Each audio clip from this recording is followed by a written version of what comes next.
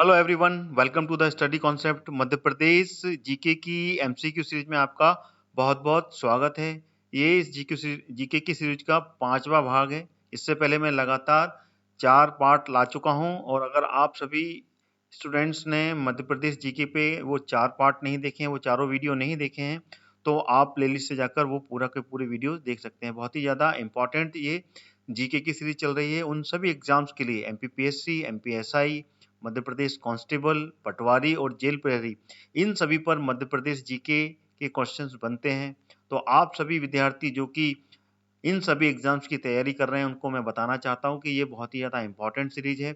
इसमें मैं लेके आया हूं आपके लिए 10,000 वो इम्पोर्टेंट क्वेश्चंस, वो पूरी की पूरी क्वेश्चंस जो कि मध्य प्रदेश पे बनते हैं और मध्य प्रदेश के पूरे हर टॉपिक पर मैं इस पर ये क्विज कंडक्ट करूंगा। तो लगातार मेरी इस क्विज तक बनने के लिए आपको मेरे चैनल को सब्सक्राइब कर लेना चाहिए, स्टडी कॉन्सेप्ट को ऑल नोटिफिकेशन के साथ में।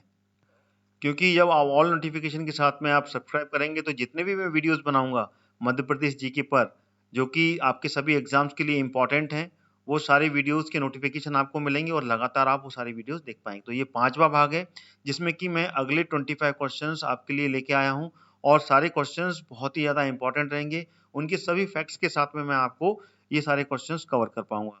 तो वीडियो को अंत तक देखें और वीडियो अगर आपको पसंद आता है तो वीडियो को आप लाइक करें और साथ में वीडियो को आप शेयर भी करें, जिससे कि अन्य स्टूडेंट्स भी ये सारे वीडियोस देख पाएं जो कि मध्य प्रदेश जीके पर है। बहुत ही ज़्यादा इंपॉर्टेंट ये वीडियो सीरीज चलने वाली है दोस्तों।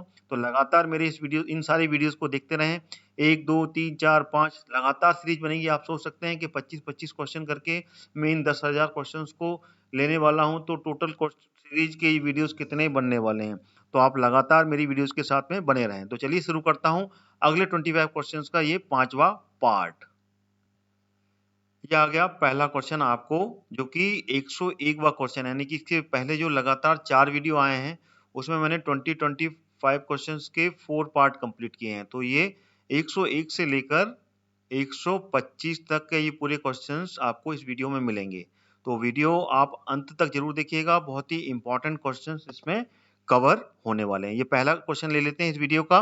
भू वैज्ञानिकीय संरचना की दृष्टि से प्राचीनतम चट्टानें कौन सी हैं? ये ऑप्शन है आपके सामने। गोंडवाना चट्टानें, आर्कियन चट्टानें या क्रिटेशियस चट्टानें या फिर तृतीयक चट्टानें। देखिए चट्टानों पर क्वेश्चन बनते हैं। वीडियो के टॉपिक बहुत प्यारे हैं मेरे पास में। अगर आप लगातार मेरी वीडियोस को देखेंगे तो डेफिनेटली आपका मध्य प्रदेश का जो जीके का पार्ट है वो पूरा कंप्लीट होने वाला है। तो बताइए इसमें से कौन सा उत्तर सही है? बताइए आप। देखिए इसमें से जो सही उत्तर है, अगर आप जानते हैं तो कमेंट के माध्यम से आप उसका आंसर दे सकते हैं। तो इसका जो सही उत्तर है वो है आर्कियन चट्टानें। जो आर्कियन चट्टानें हैं वो भूवैज्ञानिक दृष्टि से सबसे प्राचीनतम चट्टानें हैं। अगर मध्य प्रदेश की बात की जाए तो मध्य प्रदेश में ये आर्कियन चट्टानें कहाँ मिलती हैं? ये मध्य प्रदेश में मिलती हैं बुंदेलखंड। ठीक है ना, बुंदेलखंड का जो क्षेत्र है वो क्षेत्र पूरा का पूरा आर्कियन चट्टानों से निर्मित है। ठीक है ना, अगर मध्य प्रदेश के मैप में देखा जाए तो बुंदेलखंड का क्षेत्र कौन सा पड़ता है? ये जो क्षेत्र है, ठीक है ना, ये वाला जो दतिया है, ग्वालियर है, शिवपुरी है, ठीक है ना, अशोकनगर है ना, छतरपुर, ये वाला जो क्षेत्र कहलाता है, ये कहलाता है बुंदेलखंड क्षेत्र। ठीक है ना, इसको आपको याद रखना है। ये बुंदेलखंड का क्षेत्र है और ये जो क्षेत्र है यही आर्कियन युग की ये चट्टानें यहाँ पर पाई जाती हैं। ठीक है, और अगर पूरे भारतवर्ष में देखा जाए तो भारतवर्ष में जो दक्षिणी प्रायद्वीप है, दक्षिणी प्रायद्वीप कौन सा है? अगर भारत का अपन यहाँ पर एक मैप बना लेते हैं, ठीक है ना, उस मैप से आपको पूरी की पूरी जानकारी हो जाएगी कि जो ये वाला हिस्सा है, ये जो क्षेत्र कहलाता है, ये दक्षिणी प्रायद्वीप कहलाता है, ये वाला हिस्सा। ठीक है ना, तो ये पूरा का पूरा जो हिस्सा है ये आर्कियन चट्टानों से निर्मित है। ठीक है, तो ये क्लियर हो गया आपको। चलिए अगले क्वेश्चन की ओर चलते हैं। ठीक है, तो ये आर्कियन युग की चट्टानें, ये इसका सही उत्तर है। ठीक है ना, भूवैज्ञानिक दृष्टि से सबसे प्राचीनतम चट्टानें आर्कियन युग की चट्टानें हैं। ये लीजिए अगला क्वेश्चन आ गया आपके सामने। मध्य प्रदेश का सबसे बड़ा पठार है कौन सा है? आपके पिछले वीडियोस में मैंने ये क्वेश्चन पूछे हैं, तो वीडियो में ये क्वेश्चंस आपके रिवीजन भी होते रहेंगे, रिवाइज हो रहे हैं। दैट मीन्स आपका क्वेश्चन आपके सामने आ रहा है तो आपकी कंसिस्टेंसी बनी रहेगी। तो बताइए इसमें से मालवा का पठार, रीवा पन्ना का पठार, बघेलखंड का पठार या इनमें से कोई नहीं। तो कौन सा उत्तर इसमें से सही होने वाला है मित्रों, ये आप मुझे बताएं। तो इसका जो सही उत्तर है वो है मालवा का पठार। मैंने आपको पिछली वीडियो में भी ये बताया है कि मध्य प्रदेश में अगर कोई सबसे बड़ा पठार है तो वो है मालवा का पठार। जैसे कि मैंने आपको पहले ही बताया था, ये 88,282 वर्ग किलोमीटर में फैला हुआ है, ठीक है ना। ये पूरा क्षेत्र है 88,222 वर्ग किलोमीटर के आसपास का जो क्षेत्रफल है, यानी कि पूरे मध्य प्रदेश का 28% के आसपास का जो क्षेत्र है, ये पूरा का पूरा भौगोलिक क्षेत्र मालवा के पठार से घिरा हुआ है, ठीक है ना। ये क्लियर हो गया आपको। चलिए मानचित्र में अगर इसको देखें तो मालवा का पठार कहाँ बनता है, इसको अपन साफ कर लेते हैं पहले, फिर मैं आपको बताऊंगा कि मालवा का पठार कहाँ पर बनता है, ठीक है ना। चलिए अगले कलर से मैं इसको एक्सप्लेन करता हूँ। जो मालवा का पठार है वो क्षेत्र कहलाता है पूरा पश्चिमी पट क्षेत्र। ये जो क्षेत्र है, ये पूरा का पूरा क्षेत्र जो है ये मालवा का पठार कहलाता है, ठीक है ना। ये आपको क्लियर है। मालवा का पठार का क्षेत्र मैंने आपको बताया, इसमें इसमें आपको इंदौर, उज्जैन, शाजापुर, देवास, सीहोर, भोपाल, राजगढ़, मंदसौर, रतलाम, झाबुआ, धार, ये सारे के सारे जो जिले हैं ये मालवा के पठार के अंतर्गत आते हैं, ठीक है ना। यहाँ का ये ऊपर वाला जो क्षेत्र है, क्योंकि ये नीचे वाला क्षेत्र जो कहलाता है ये नर्मदा घाटी का क्षेत्र कहलाता है, और नीचे और ये वाला क्षेत्र जो कहलाता है ये सतपुड़ा क्षेत्र कहलाता है। तो ये ऊपर वाला जो क्षेत्र कहलाएगा ये मालवा का पठार कहलाएगा, ठीक है। तो इसका जो उत्तर है वो है मालवा का पठार। क्लियर हो गया। चलिए अगले क्वेश्चन की ओर चलते हैं। ये आ गया अगला क्वेश्चन आपके पास में 103। मध्य प्रदेश का पड़ोसी राज्य नहीं है। देखिए पड़ोसी राज्य बताने हैं आपको कि मध्य प्रदेश से कौन से राज्य की बॉर्डर छूती है। छत्तीसगढ़ छूती नहीं है, ठीक है ना, नहीं बताना है आपको, नहीं है ना। छत्तीसगढ़, उड़ीसा, राजस्थान या महाराष्ट्र, तो कौन सा राज्य है इसमें से जिसकी बॉर्डर मध्य प्रदेश को छूती नहीं है। तो इसका जो सही उत्तर है वो है उड़ीसा। उड़ीसा की जो बॉर्डर है वो मध्य प्रदेश से नहीं छूती है, ठीक है ना। लेकिन छत्तीसगढ़ जब मध्य प्रदेश से जुड़ा हुआ था तब उड़ीसा की बॉर्डर मध्य प्रदेश से छूती थी, लेकिन छत्तीसगढ़ जब अलग हुआ है तो अब ये जो बॉर्डर है उड़ीसा की बॉर्डर वो सीजी छत्तीसगढ़ से छूती है, ना कि मध्य प्रदेश से, ठीक है। तो इसका सही उत्तर क्या होगा, उड़ीसा। तो मध्य प्रदेश से कुल 5 राज्यों की बॉर्डर छूती है। 5 कौन कौन से, देखिए इसी में है। एक तो मैं सीजी बता दिया आपको, सीजी की बॉर्डर छूटी है। दूसरी राजस्थान जो इसमें दिया हुआ ऑप्शन में, तीसरा महाराष्ट्र, चौथा गुजरात, और गुजरात के बाद में उत्तर प्रदेश यूपी। तो ये पूरे पूरे 5 राज्य जो हैं इनकी बॉर्डर मध्य प्रदेश को छूती है, ठीक है। अगला क्वेश्चन आ गया आपके सामने 104वां। मध्य प्रदेश के कितने कितने जिले राजस्थान की सीमा को छूते हैं। बहुत ही इंपॉर्टेंट है, ऐसे क्वेश्चंस बनते हैं, इसलिए आपको इसको इस तरीके से बिल्कुल रटना पड़ेगा। तो कितने जिले छूते हैं बताइए, आ 10, बा 6, सा 9 या फिर दा 8। तो बताइए मित्रों इसमें से कौन सा उत्तर सही होगा। तो इसका जो सही उत्तर है मैं बताता हूं आपको, अगर आपको मालूम है तो आप कमेंट के माध्यम से भी इसका आंसर दे सकते हैं। तो इसका जो सही उत्तर है वो है 10। This is the correct answer. Madhya Pradesh के कुल 10 जिले हैं जो कि राजस्थान की सीमा को छूते हैं। इसी तरीके से राजस्थान राजस्थान के भी 10 जिले राजस्थान के भी 10 जिले मध्य प्रदेश की सीमा को छूते हैं। चलिए अपन इसको पूरा का पूरा यहाँ पर लिख कर देखते हैं कि कौन कौन से 10 जिले हैं। अपन अगर मैप में भी समझें तो मैप में भी अपन इसको क्लियर कर सकते हैं। यहाँ पे मैं मानचित्र में आपको पूरा बताता हूँ कि मध्य प्रदेश के कौन कौन से जिले हैं जो कि राजस्थान को छूते हैं। चलिए यहाँ पर अपन अब मैप में इसको क्लियर करते हैं। देखिए राजस्थान की बॉर्डर यहाँ से लगती है, ठीक है ना, यहाँ से लगती है और कहाँ तक, यहाँ तक होती है। तो अपन काउंट करते हैं, यहाँ से नहीं लगती, सॉरी, ठीक है ना, थोड़ा सा पश्चिमी में मैंने गलत बता दिया, ठीक है ना। इसकी बॉर्डर झाबुआ से लगती है, ना कि अलीराजपुर से, ठीक है। तो एक तो जिला हो गया अलीराजपुर, तो ये पहला नंबर हो गया। दूसरा हो गया रतलाम, तीसरा कौन सा हो गया, मंदसौर, चौथा नीमच, ठीक है ना। पांचवा जिला कौन सा हो गया, इसके बाद में आगे आते हैं तो आगर मालवा। छठवां जिला कौन सा हो गया, राजगढ़। सातवां जिला कौन सा हो गया, गुना। आठवां जिला कौन सा हो गया, आठवां जिला हो गया शिवपुरी। नौवां जिला कौन सा हो गया, शिवपुर। और 10वां जिला कौन सा हो गया, मुरैना। तो इस तरीके से ये जो 10 जिले हैं, ये 10 जिले जो हैं मध्य प्रदेश के, वो राजस्थान से छूते हैं। तो इसी तरीके से अगर अपन देखें राजस्थान के कौन कौन से 10 जिले हैं, तो वो यहाँ पर मैं आपको लिख कर बताता हूँ। वो 10 जिले हैं। बांसवाड़ा पहला जिला राजस्थान का, वो है बांसवाड़ा, क्योंकि ये क्वेश्चन भी बन सकता है कि राजस्थान के कौन कौन से जिले छूते हैं अगर अन्य एग्जाम में आप पार्टिसिपेट करें। बांसवाड़ा, दूसरा है प्रतापगढ़, ठीक है ना, तीसरा है झालावाड़ा, झालावाड़ा, ठीक है ना, चौथा बारा, ठीक है ना, इनको आपको याद करना पड़ेगा, ठीक है ना। ये आप याद कर लें, टोटल 10 हैं, लेकिन मैं आपको पूरे जिले के नाम भी बता रहा हूँ, ठीक है ना। सवाई माधोपुर, सवाई माधोपुर, 5 जिले ये हो गए। छठवां जिला कौन सा है? छठवां जिला है धौलपुर, धौलपुर, ठीक है ना। सातवां जिला कोटा। आठवां जिला कौन सा है? आठवां जिला है चित्तौड़गढ़, चित्तौड़गढ़। इस तरीके से नौवां जिला कौन सा है? नौवां जिला है भीलवाड़ा, भीलवाड़ा। 10वां जिला कौन सा हो गया? 10वां जिला है करौली, ठीक है ना। तो इस तरीके से ये 10 जिले जो हैं राजस्थान के, ये भी मध्य प्रदेश को छूते हैं, यानी कि मध्य प्रदेश के 10 जिले राजस्थान को और राजस्थान के 10 जिले मध्य प्रदेश को छूते हैं, ठीक है। ये क्लियर हो गया। अगले क्वेश्चन की ओर चलते हैं। अगला क्वेश्चन आ गया आपके सामने 105वां। इनमें से कौन सा मध्य प्रदेश का जिला महाराष्ट्र राज्य की सीमा साझा नहीं करता, यानी कि महाराष्ट्र राज्य की जो सीमा है उसको छूता नहीं है? ऑप्शन है आपके सामने बुरहानी, बुरहानपुर, बैतूल या फिर देवास। तो कौन सा उत्तर इसका सही होगा?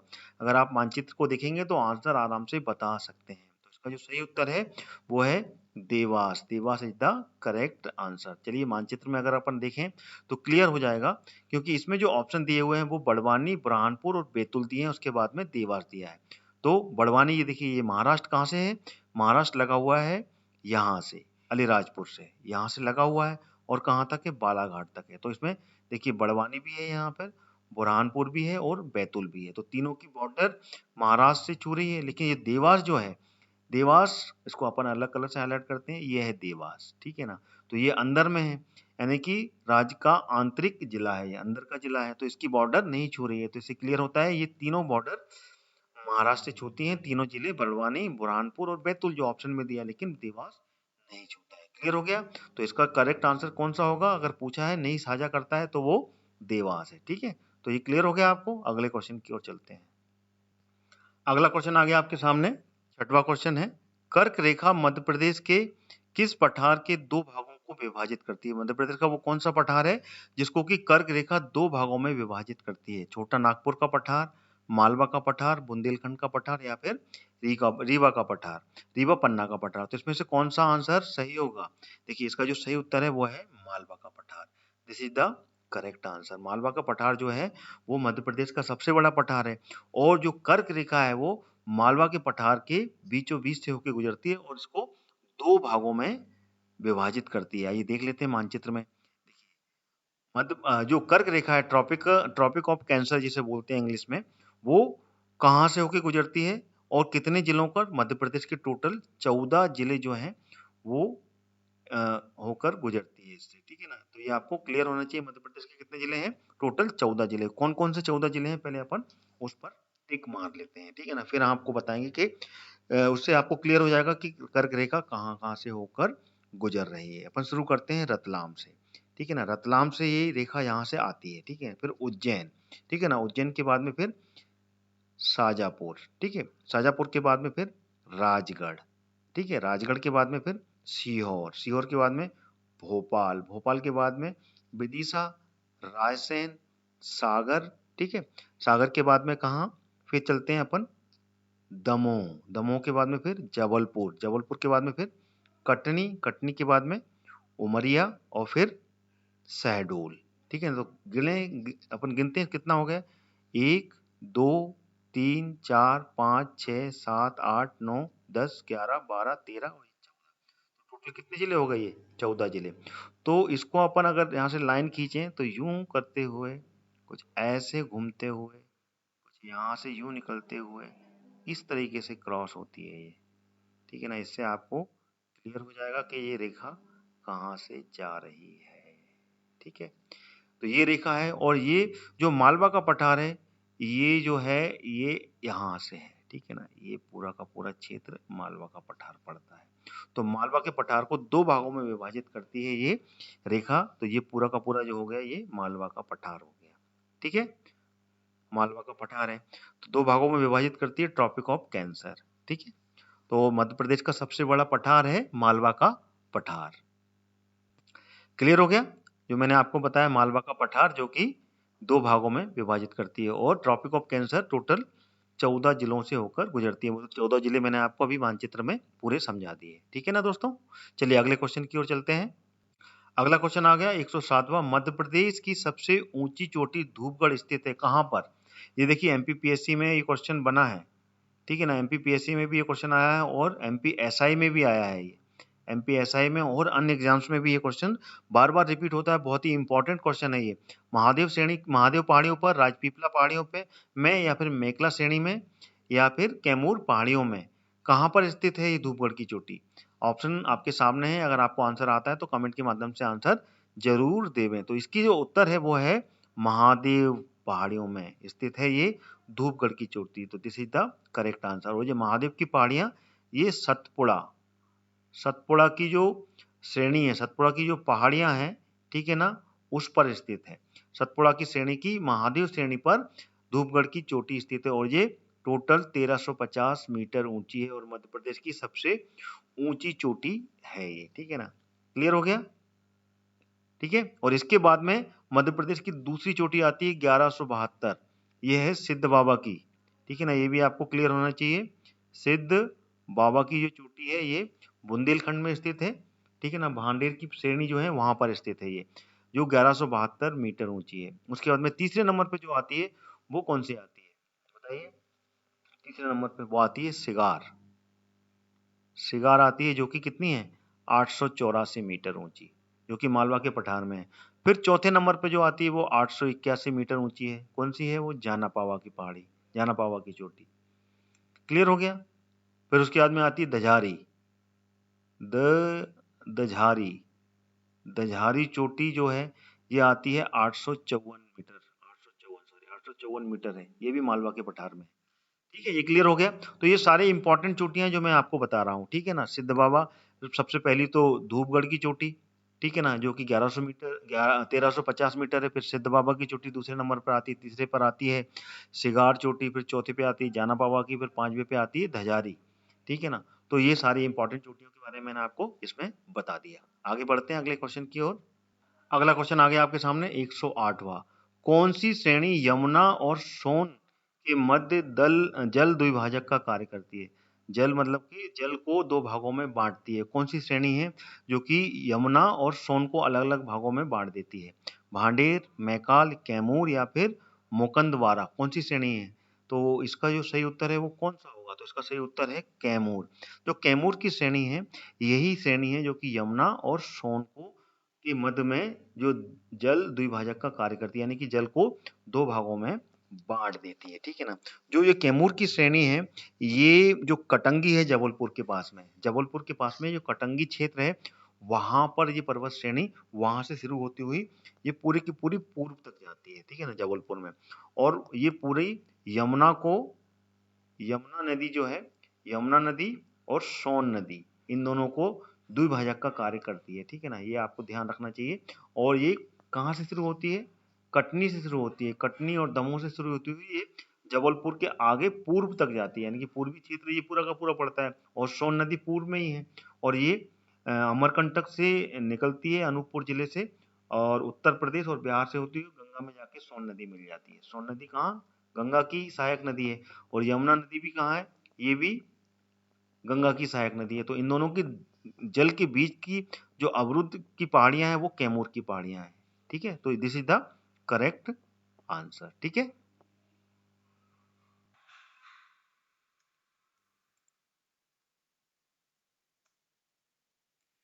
आगे बढ़ने से पहले मैं आपको बताना चाहता हूं अनअकैडमी के बारे में। अनअकैडमी जो कि आपके लिए लाया है एमपीपीएससी और व्यापम्स के लिए एक बहुत अच्छा प्लेटफॉर्म, जिससे कि आप एमपीपीएससी और व्यापम्स के सभी एग्जाम्स की तैयारी कर सकते हैं। वो किस तरीके से? देखिए, सबसे पहले तो यहाँ पर आपको डेली लाइव क्लास मिल रही है, साथ में प्रैक्टिस और रिवाइज, यानी कि प्रैक्टिस भी आप कर सकते हैं अनअकैडमी के प्लेटफॉर्म पे, और साथ ही साथ में आप यहाँ पर रिवाइज कर सकते हैं। लर्न एनी टाइम एनीवेयर, यानी कि आप कभी भी और कहीं पे भी अनअकैडमी के ऐप के द्वारा पढ़ सकते हैं। साथ ही साथ में आपको अनअकैडमी क्या दे रहा है ये भी मैं आपको बताना चाहता हूँ।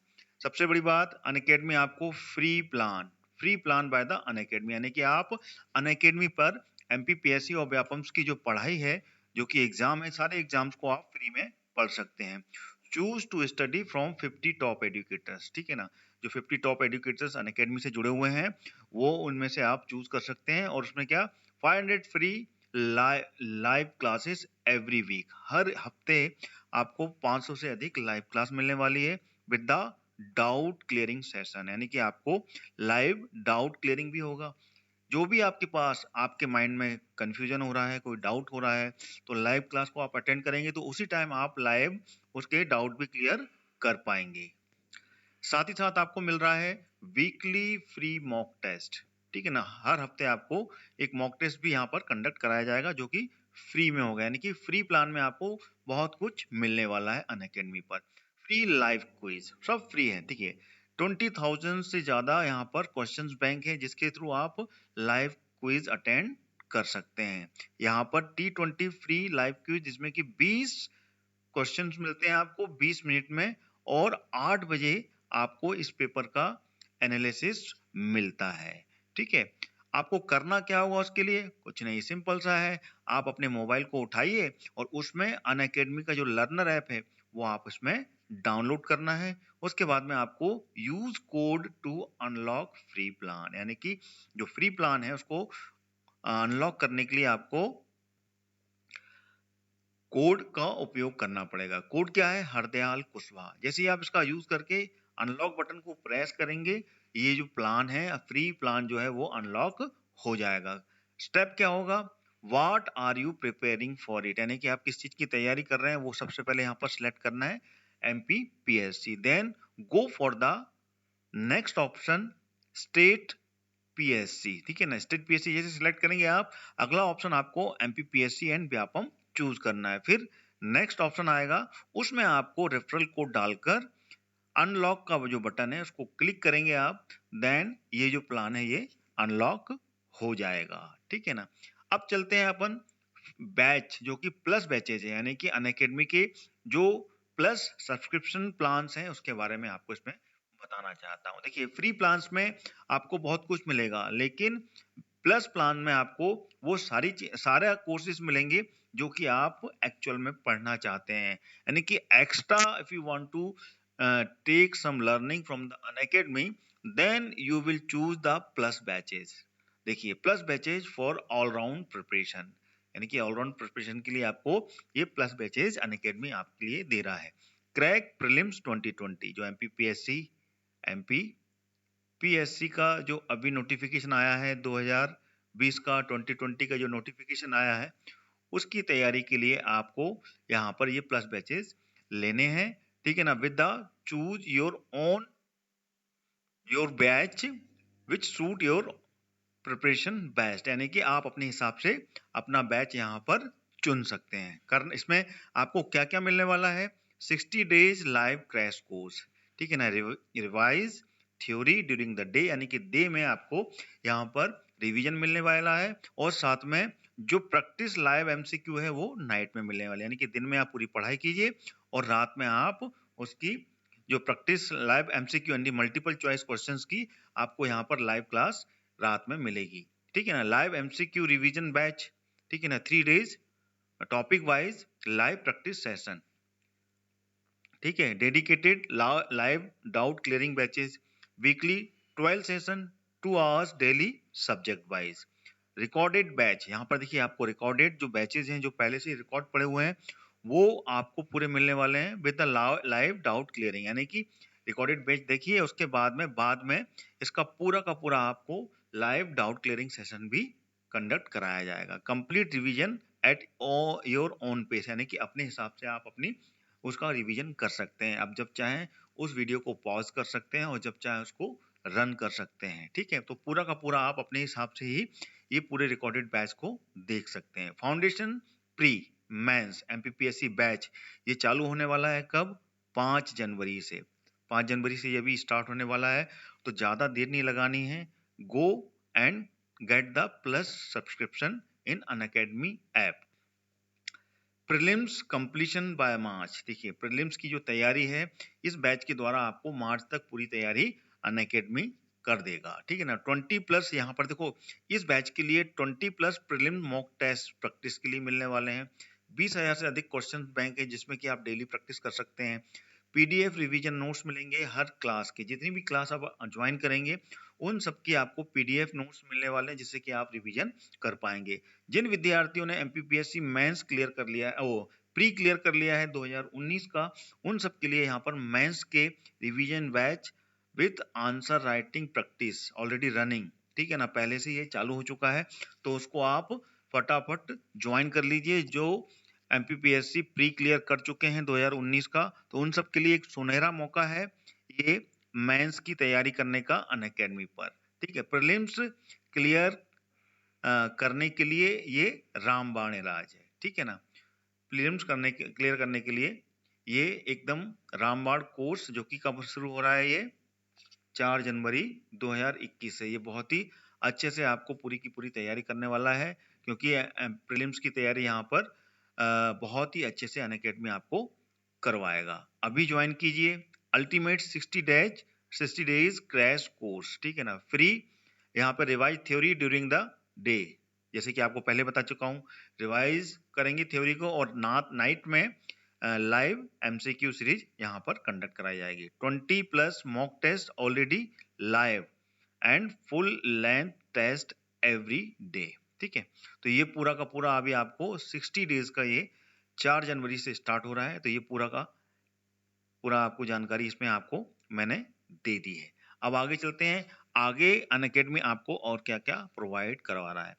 क्या आप अपनी गति से रिवीजन करना चाहते हैं, यानी कि आपकी जो स्पीड है, आप स्लो पढ़ना चाहते हैं, फास्ट पढ़ना चाहते हैं, आपका अपना खुद का एक मैग्नीट्यूड है, तो उस हिसाब से आप पढ़ाई करना चाहते हैं, तो आप अभी ज्वाइन कीजिए रिकॉर्डेड कंप्लीट रिवीजन बैच, ठीक है। इसमें आपको क्या मिलने वाला है, complete prelims revisions with 270 recorded classes, है ना। Clear your doubt in live class 2 hours daily, यानी कि पहले तो आप इससे पूरा रिवीजन कीजिए, रिवीजन करने के बाद में आपको लाइव क्लास मिलेगी यहाँ पे कि आप सारे डाउट क्लियर कर सकते हैं। क्या आप ऑलरेडी रिवीजन कर रहे हैं, यानी कि पहले से आप रिवीजन कर रहे हैं, तो अभी आप एनरोल कीजिए लाइव डाउट क्लियरिंग सेशन में, ठीक है ना। अपनी तैयारी मजबूत कीजिए, आप इस लाइव डाउट क्लियरिंग सेशन में तुरंत इसमें एनरोल कीजिए और अपनी जो तैयारी है, जो भी आप प्रिपरेशन कर रहे हैं, उन सबको आप इससे मजबूत कर सकते हैं। लाइव डाउट क्लियरिंग सेशन, ठीक है ना, वीकली हर हफ्ते आपको 12 सेशन मिलेंगे जिसमें कि आप हर सब्जेक्ट वाइज यहाँ पर डाउट क्लियर कर पाएंगे। क्या आप एमपीपीएससी की तैयारी शुरू करने के लिए सोच रहे हैं, तो अभी ज्वाइन कीजिए 10 मंथ का फाउंडेशन बैच। एमपीपीएससी जो प्री है, प्री का अभी नोटिफिकेशन आ गया है, उसके एग्जाम्स की तैयारी करने के लिए आप सोच रहे हैं, तो अनअकैडमी आपके लिए लाया है ये एक मेगा बैच, अभी जल्दी ही स्टार्ट होने वाला है। कब, 5 जनवरी को। तो इसको आप ज्वाइन कीजिए। इसमें आपको प्रीलिम कोर्स का पूरा कोर्स कंप्लीट हो जाएगा मार्च तक, यानी कि मार्च तक कंप्लीट हो जाएगा, और इसका एग्जाम कब है, 11 अप्रैल को। तो आप इसको तुरंत ज्वाइन कीजिए और इससे आप पूरा का पूरा एमपीपीएससी प्रीलिम्स की तैयारी आपकी कंप्लीट हो पाएगी। किससे, learn with the top educators, all these the top educators who will educate you about the MPPSC prelims. So don't get delay and get the subscription about that mega batches who has been started,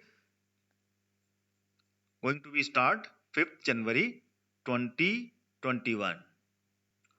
और जो विद्यार्थी, ठीक है ना, जो विद्यार्थी MPPSC prelims clear कर चुके हैं, वह अपने सपनों को साकार कर सकते हैं अनअकैडमी के द्वारा, जिसमें कि कोर्स स्वप्न पूर्ति कोर्स चालू हो गया है, जो पूरा हिंदी मीडियम में होगा और इसमें कंप्लीट एमपीपीएससी मेंस की प्रिपरेशन करवाई जाएगी और सभी जितने भी सब्जेक्ट हैं उस पर आंसर राइटिंग का प्रैक्टिस करवाने वाले हैं, जो कि 35 दिन में पूरा कंप्लीट होने वाला है। ये पूरा का पूरा आप यहाँ पर देख सकते हैं, तो अभी आप ज्वाइन कर सकते हैं इस कोर्स को। अनअकैडमी पर जो टॉप एडुकेटर्स हैं वो आपको 6 साल से अधिक का यहाँ पर एक्सपीरियंस रखते हैं। शुभम गुप्ता जी, अभिषेक कुमार सिंह जी, हरि सिंह राजपूत जी, अमित सिंह शुक्ला जी, सब आपको बहुत ही अच्छा पढ़ाएंगे। स्ट्रेटेजिक ओरिएंटेशन लेने वाले हैं शुभम गुप्ता जी, 6 साल का जो एक्सपीरियंस, टीचिंग एक्सपीरियंस है हिस्ट्री का, हरि सिंह राजपूत जी को आपको हिस्ट्री पढ़ाने वाले हैं। 5 से अधिक साल का एक्सपीरियंस रखते हैं अभिषेक कुमार सिंह जी, जो कि आपको जियोग्राफी पूरा पढ़ाने वाले हैं। अमित शुक्ला जी की तरफ से आपको पूरा 5 साल का एक्सपीरियंस मिलेगा और वो आपको पढ़ाएंगे कंप्यूटर की पूरी क्लासेस आपकी लेने वाले हैं अनअकैडमी पर। तो these are the top educators who has been a very good experience about the teaching sector. How to get Unacademy subscription, आपको अनअकैडमी का सब्सक्रिप्शन किस तरीके से लेना है ये आपको मैं यहाँ पर बताना चाहता हूँ। सबसे पहले आप अनअकैडमी के एमपीपीएससी व्यापम का जो सेक्शन है उसमें जाइएगा, उसको सिलेक्ट कीजिए। देन उसके बाद में प्लस को सिलेक्ट कीजिए। फिर उसके बाद में जैसे ही प्लस का ऑप्शन आएगा you will get subscription button. इसको आप जैसे ही क्लिक करेंगे आप सीधे के सीधे अगले ऑप्शन पर पहुंच जाएंगे। जैसे अगले पर पहुंचेंगे आपको एमपीपीएससी व्यापम सब्सक्रिप्शन के पूरे फी चार्ट यहाँ पर मिलने वाले हैं। तो जैसे ही आप ये सारे फी चार्ट में से जो भी कोर्स सेलेक्ट करेंगे उसमें आप रेफरल कोड 10% का जो डिस्काउंट है 10% डिस्काउंट आपको डायरेक्ट मिलेगा अगर आप हरदयाल कुशवाहा रेफरल कोड का उपयोग करेंगे। तो अभी तुरंत आप अनअकैडमी के इस प्लस सब्सक्रिप्शन को सब्सक्राइब कीजिए for MPPSC and other Vyapam examinations, ठीक है। और ये रेफरल कोड आपको मेरे इस वीडियो के डिस्क्रिप्शन बॉक्स में मिल जाएगा, वहां से आप कॉपी करके इसका उपयोग कर सकते हैं। टोटल आपका कैपिटल में रहेगा, हरदयाल कुशवाहा, ये जरूर ध्यान रखिएगा, कैपिटल लेटर में आपको पूरा लिखना है। उसके बाद में आपको प्रोसीड बटन दबाना है। तो जो भी कोर्स की फीस है उसमें से सीधे सीधे आपका 10% का डिडक्शन हो जाएगा। So hurry up, down Unacademy app now and crack MPPSC and Vyapam's all exams. So let's crack it. अगला क्वेश्चन आ गया आपके सामने। मध्य प्रदेश का एकमात्र हिल स्टेशन पचमढ़ी कहाँ स्थित है? राजपीपला श्रेणी में, महादेव श्रेणी में, मैकाल श्रेणी में या फिर गावलीगर की पहाड़ियों पर? तो इसका उत्तर कौन सा सही होगा? देखिए इसका उत्तर जो है वो है महादेव पहाड़ियों पर। This is the correct answer. Mahadev पहाड़ी जो है जो कि सतपुड़ा की श्रेणियों पर आती है, ठीक है ना। मैं बार बार बता चुका हूँ, सतपुड़ा श्रेणी के अंतर्गत आती है सतपुड़ा श्रेणी, ठीक है। सतपुड़ा की जो श्रेणी है उसके अंतर्गत आती है ये महादेव श्रेणी और उस पे स्थित है ये मध्य प्रदेश का एकमात्र हिल स्टेशन पचमढ़ी, ठीक है ना। This is the correct answer.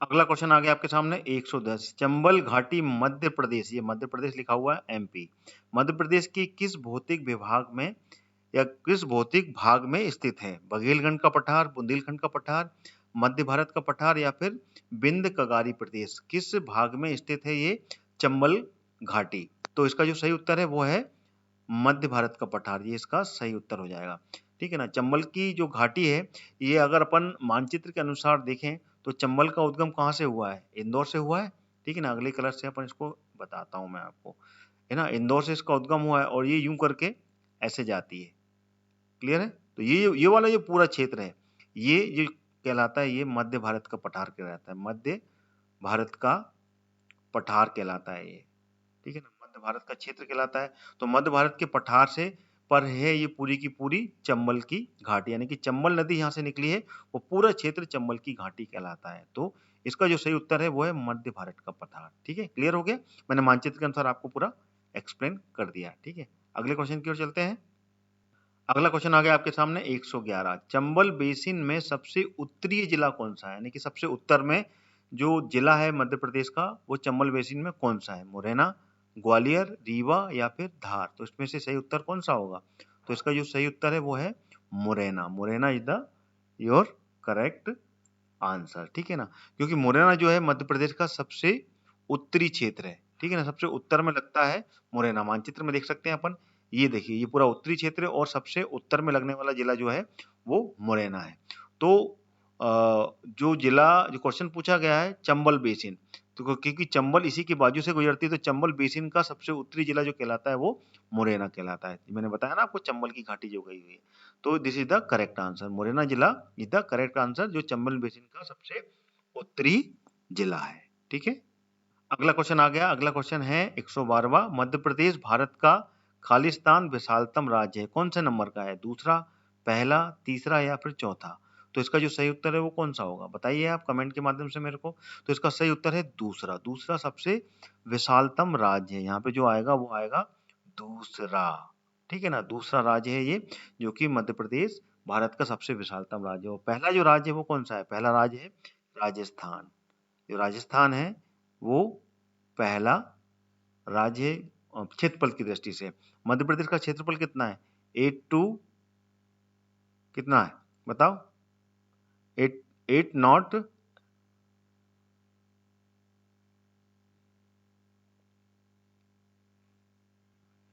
वो है 308,252। ठीक है ना, थोड़ा सा कंफ्यूजन हो गया था। 308,252 जो है वो इसका करेक्ट क्षेत्रफल है। ठीक है ना, मध्य प्रदेश का क्षेत्रफल कितना है?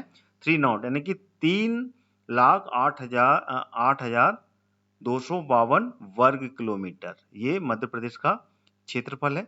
ठीक है, और राजस्थान इससे बड़ा है। तो मध्य प्रदेश दूसरा सबसे विशालतम राज्य है पूरे भारत का।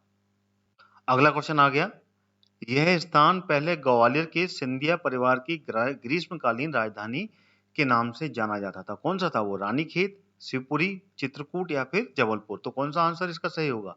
इसका सही उत्तर होगा शिवपुरी। शिवपुरी जो है, जो ग्वालियर का जो सिंधिया घराना था, सिंधिया परिवार, उनकी ग्रीष्मकालीन राजधानी हुआ करता था।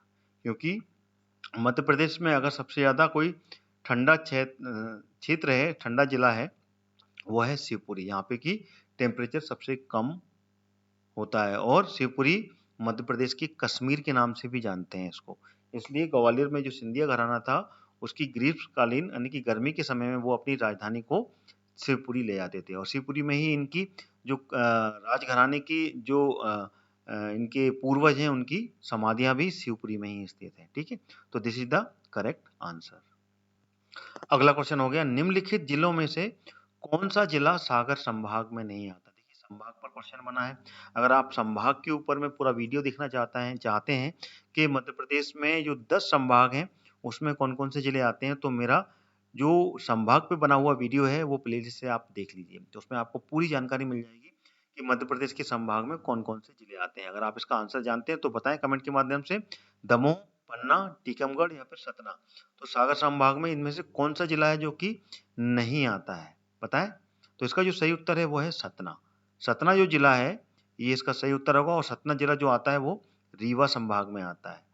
रीवा जो संभाग है उसके अंतर्गत आता है ये, ना कि सागर में आता है। सागर में जो संभाग आते हैं वो कितने सागर में जो सागर संभाग में जो जिले आते हैं वो कितने आते हैं? 6 जिले आते हैं। ठीक है ना, कौन कौन से? देखिए, एक तो दमोह है, दूसरा पन्ना, तीसरा टीकमगढ़, और टीकमगढ़ से ही कट के बना हुआ है निवाड़ी। ठीक है ना, निवाड़ी आता है। और कौन सा आता है? स्वयं सागर आता है। ठीक है ना, और कौन सा आता है इसके बाद में? छतरपुर। छतरपुर। तो इस तरीके से कितने जिले हो गए? 1 2 3 4 5 और 6। तो इस तरीके से ये 6 जिले सागर संभाग के अंतर्गत आते हैं। तो आप वो जो संभाग पे मैंने वीडियो बनाया है उसको जरूर देखें, अगर आप पूरा संभाग के बारे में जानना चाहते हैं। 10 के 10 संभाग के बारे में उसमें मैंने पूरा डिटेल में समझाया है। अगला क्वेश्चन आ गया 115वां, निम्नलिखित में से कौन सापेक्षता मध्य प्रदेश का नया जिला है? रीवा, मुरैना, अनूपपुर या फिर देवास? तो कौन सा जिला है जो कि मध्य प्रदेश का सापेक्षता नया जिला है इसमें से? ये ऑप्शन में पूछा गया है। देखिए, अभी तो ये पुराने क्वेश्चन में है। अगर इसमें देखा जाए तो इसमें से जो सबसे ज्यादा सापेक्षता नया जिला देखा जाए जो कि इन पूरे ऑप्शंस में नया बना है, तो वो कौन सा है ये अपन को बताना है। तो इसमें से अगर सापेक्षता देखा जाए तो सबसे नया जिला कौन सा होगा? तो इसमें जो आंसर होगा वो होगा Anuppur. Anuppur is the correct answer. बाकी सब इन सभी के मुकाबले नए जिले नहीं है। ठीक है ना, मुरैना भी नहीं है, ना रीवा है, ना देवास है। तो अनूपपुर जो है ये 2003 में बना था। ठीक है ना, 15 अगस्त को 2003 में अनूपपुर जिले का गठन किया गया था। और ये अनूपपुर शहडोल से अलग होके इसको बनाया गया था अनूपपुर।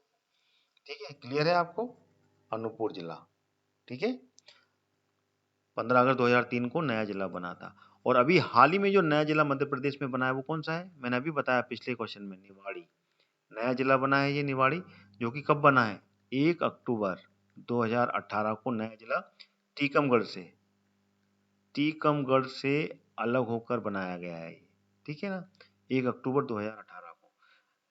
ठीक है, ये क्लियर हो गया आपको? चलिए अगले क्वेश्चन की ओर चलते हैं। कौन सा क्षेत्र दूसरा सबसे बड़ा भारतीय राज्य है? देखिए, अभी घूम फिर कर क्वेश्चन वैसे ही आ रहे हैं। आंध्र प्रदेश, गुजरात, उत्तर प्रदेश या मध्य प्रदेश, कौन सा है जो कि दूसरा सबसे बड़ा भारतीय राज्य है? अभी मैंने क्वेश्चन किया था तो वो है मध्य प्रदेश। मध्य प्रदेश दूसरा भारतीय सबसे बड़ा राज्य है। पहला राज्य राजस्थान है और दूसरा मध्य प्रदेश है, तो इसका ये सही उत्तर हो जाएगा। अगला क्वेश्चन आ गया, मध्य प्रदेश के निम्न जिलों में से कौन सा जिला दो अन्य राज्यों के साथ में अपनी सीमाओं को साझा करता है? बताइए इसमें से कौन सा है कि जो मध्य प्रदेश का जिला है और दूसरे राज्य से अपनी दो राज्यों की सीमाओं से जिसकी सीमाएं लगती हैं, अलीराजपुर, गुना, छतरपुर या फिर अनूपपुर, इसमें से कौन सा आंसर सही होगा? आप कमेंट करके मुझको बता सकते हैं। देखिए इसका जो सही आंसर है वो है आ, Alirajpur. Alirajpur is the correct answer. Alirajpur ही है जो कि दो राज्यों की सीमा को छूता है, एक तो है गुजरात और दूसरा है महाराष्ट्र। ठीक है ना, महाराष्ट्र, इन दोनों की सीमा को छूता है अलीराजपुर। इसको आपको याद कर लेना है। मानचित्र में भी अगर देखें तो अलीराजपुर यहाँ से लेके, ठीक है ना, यहाँ से चालू होती है और महाराष्ट्र की और गुजरात की सीमा, या गुजरात की यहाँ से चालू होती है, ठीक है ना, और कहाँ तक,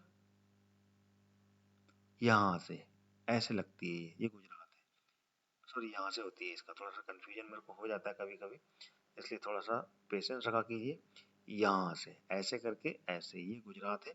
तो इसमें अलीराज जो है, अलीराजपुर जो है वो महाराष्ट्र और गुजरात से छूता है, और यहाँ पे जो झाबुआ है ये भी गुजरात और राजस्थान से छूता है।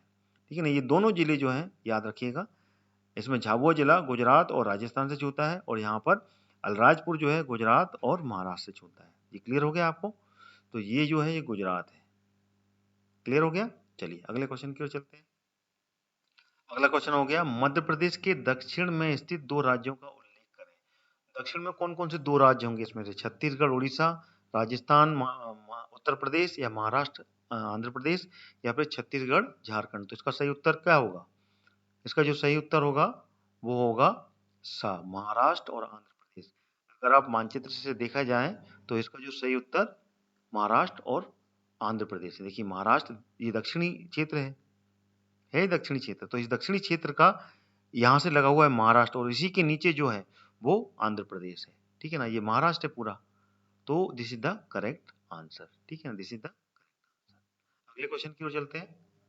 इनमें से कौन सा मालवा क्षेत्र का सबसे महत्वपूर्ण शहर है? मालवा क्षेत्र, अगर मालवा क्षेत्र के बारे में जानते होंगे तो आप बता सकते हैं बिल्कुल आंसर। पन्ना, उज्जैन, उज्जैन इंदौर, रीवा भिंड, या उमरिया और रीवा। तो इसमें से सही उत्तर क्या होगा?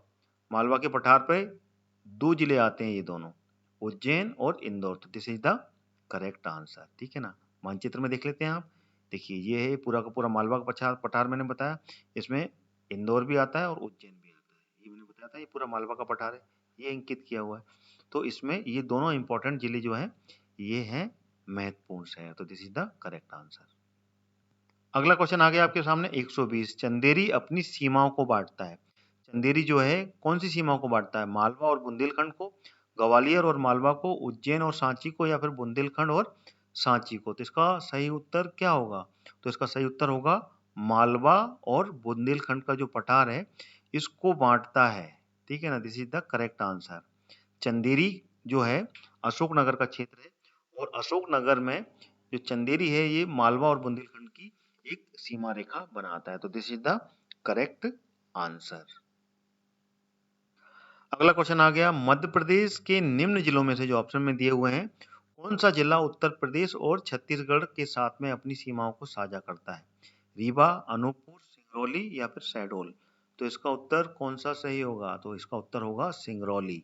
सिंगरौली जो है वो मध्य प्रदेश, वो उत्तर प्रदेश और छत्तीसगढ़ दोनों के साथ में अपनी सीमाओं को साझा करता है। देखिए यहाँ पर देख सकते हैं, यहाँ से लेके यहाँ तक ये सीजी है और ये यूपी है। तो सिंगरौली की ये वाली जो रेखा है, ये वाली रेखा सीजी पर लगती है, और ये वाली जो बॉर्डर है ये यूपी में लगती है। ठीक है, तो ये क्लियर हो गया। सिंगरौली जो है यही सीमा साझा करता है छत्तीसगढ़ और उत्तर प्रदेश के साथ में। अगला क्वेश्चन हो गया 122वां है ये, कौन सा शहर मध्य प्रदेश की वाणिज्यिक राजधानी के रूप में जाना जाता है? बहुत ही सिंपल क्वेश्चन है। भोपाल, इंदौर, जबलपुर या ग्वालियर? तो कौन सा ऑप्शन सही होगा? आप इसका आंसर आसानी से बता सकते हैं, इंदौर। इंदौर है जो कि मध्य प्रदेश की आर्थिक राजधानी या फिर वाणिज्यिक राजधानी के रूप में जाना जाता है। This is the correct answer. ठीक है, अगला क्वेश्चन आ गया 123वां। निम्न में से कौन सा मध्य प्रदेश का प्राकृतिक क्षेत्र नहीं है? मध्य भारत का पठार, पश्चिमी पठार, सतपुड़ा और मैकाल क्षेत्र या फिर नर्मदा सोन घाटी?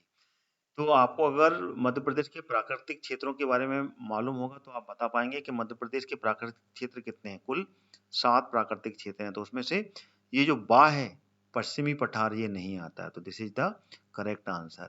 मध्य प्रदेश के 7 प्राकृतिक क्षेत्र आते हैं, उसमें मध्य भारत का पठार भी आता है, ठीक है ना, सतपुड़ा मैकाल क्षेत्र भी आता है, नर्मदा सोन भी आती है, ठीक है ना, और रीवा पन्ना का पठार आता है, ठीक ठीक है, और बघेलखंड का पठार और मालवा का पठार। इस तरीके से ये 7 क्षेत्र आते हैं, पश्चिमी पठार नहीं आता। तो इसका ये वाला जो आंसर है, ये इस क्वेश्चन का सही होगा। पश्चिमी पठार मध्य प्रदेश का प्राकृतिक क्षेत्र नहीं है। ठीक है, अगला क्वेश्चन आ गया, निम्न में से कौन सा किस राज्य में गोंडवाना पर्वत स्थित है? गोंडवाना जो पर्वत है वो किस राज्य में स्थित है? मेघालय, उड़ीसा, उत्तर प्रदेश या मध्य प्रदेश?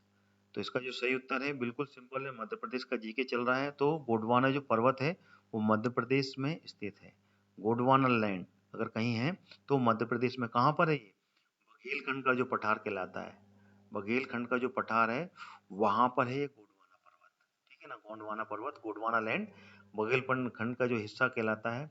धारवाड़ का क्षेत्र, जो धारवाड़ का क्षेत्र है, ठीक है ना, वहां पे है ये गोंडवाना लैंड, धारवाड़, धारवाड़। ठीक है, तो ये इसका सही उत्तर होगा। अगला क्वेश्चन आ गया और इस वीडियो का ये आखिरी क्वेश्चन है, 125वां। कौन सा पठार पश्चिमी मध्य प्रदेश के लगभग पूरे हिस्से को ढकता है? मालवा का पठार, बरार, शिवपुरी या फिर मुरैना? कौन सा पठार है जो पश्चिमी मध्य प्रदेश को पूरा घेर लेता है? आपको अगर मालूम है तो कमेंट करके मुझे बताएं। तो इसका जो सही उत्तर है वो है मालवा का पठार। मालवा का जो क्षेत्र है वो मध्य प्रदेश का जो पश्चिमी क्षेत्र है उसको पूरा घेर लेता है। तो this is the correct answer. तो आपको मेरा वीडियो कैसा लगा? ये 25 क्वेश्चन आपको कैसे लगे? किस तरीके से मैंने एक्सप्लेन दिया? अगर आपको अच्छा लगा है तो आप लाइक जरूर करते हुए चलें और साथ में इस वीडियो को शेयर भी करें, जिससे कि अन्य स्टूडेंट्स जो कि एमपीजीके की तैयारी कर रहे हैं वो इसको देख पाएँ और साथ साथ उनका भी पूरा एमपीजीके कंप्लीट हो पाए। लगातार मेरे चैनल के साथ में बने रहने के लिए आपको स्टडी कॉन्सेप्ट चैनल को आप सब्सक्राइब कर लीजिए ऑल नोटिफिकेशन के साथ में, क्योंकि एमपीजीके आपको पूरा मिलने वाला है मेरे चैनल के माध्यम से। मोर देन 10,000 क्वेश्चन इस सीरीज में आएंगे, तो आप लगातार मेरे इस चैनल के साथ में आप बने रहिए। 10,000 से ज़्यादा क्वेश्चन आने वाले हैं, ठीक है ना, 10,000 क्वेश्चन, ज़्यादा डाल दिया मैंने, ठीक है, 10,000 क्वेश्चन, ये हैं 10,000, ठीक है। तो लगातार बने रहिए और इसी के साथ मैं अपना ये वीडियो समाप्त करता हूँ। अगला वीडियो एमपीजीके का बहुत ही जल्दी, रोज ही आ रहा है, रोज लेके आ रहा हूँ मैं आपके लिए, क्योंकि मध्य प्रदेश कांस्टेबल और एमपीपीएससी की नोटिफिकेशन आ चुका है, उनके लिए बहुत ही ज़्यादा इंपॉर्टेंट है। तो आप लगातार बने रहिए मेरे चैनल के साथ में और चैनल को सब्सक्राइब कर लीजिए ऑल नोटिफिकेशन के साथ में। जय हिंद, जय भारत।